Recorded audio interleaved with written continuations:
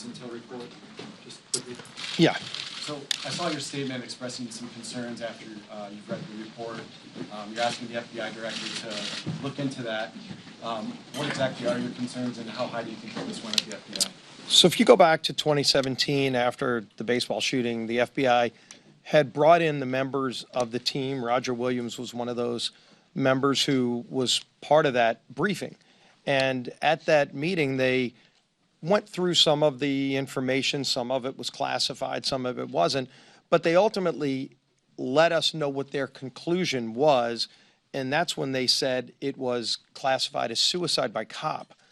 And I'll tell you, I was offended. I think all of us there were highly offended that that was the conclusion that the FBI in 2017 came to, because it wasn't what happened on the baseball field. He went there with the intention of killing all of us on the baseball field, and he had a list in his pocket of other Republicans he wanted to kill.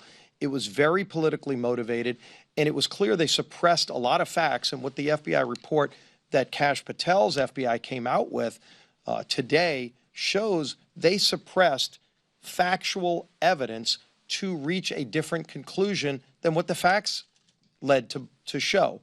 Suicide by cop was not the conclusion. They ultimately changed it to domestic terrorism. And I applaud the new FBI for making that change in the justification.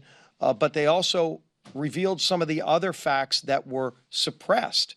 The fact that it was politically motivated, even though they had some of that factual evidence, they hid that because they didn't want to make it look like it was politically motivated. You know, I mean, look, the guy went there and not only tried to kill all of us. I had 2 Capitol Police officers with me on my detail. He tried to kill both of them. Suicide by cop is not when you try to kill everybody around, including the cops. And by the way, he didn't even know they were cops because they were dressed in plain clothes.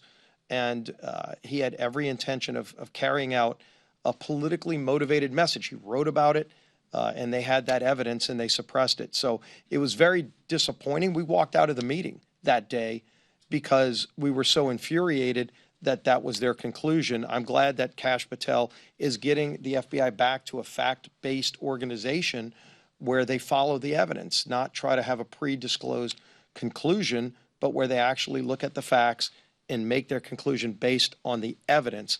That's what he's done with this new report. And I think it's important that they got it right. It's also important that they find out who the people were that suppressed evidence for a political motivated reason.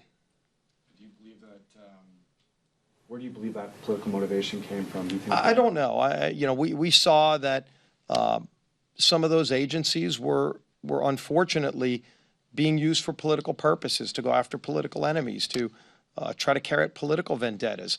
It's not why they're there. Regardless of, you know, in the Gabby Gifford shooting, all of us, I was a fairly new member of Congress at the time, and, you know, we were devastated by that attempt on Gabby's life, but we also wanted to know what happened. We just wanted to know the facts. And if it led this direction or that direction, it didn't.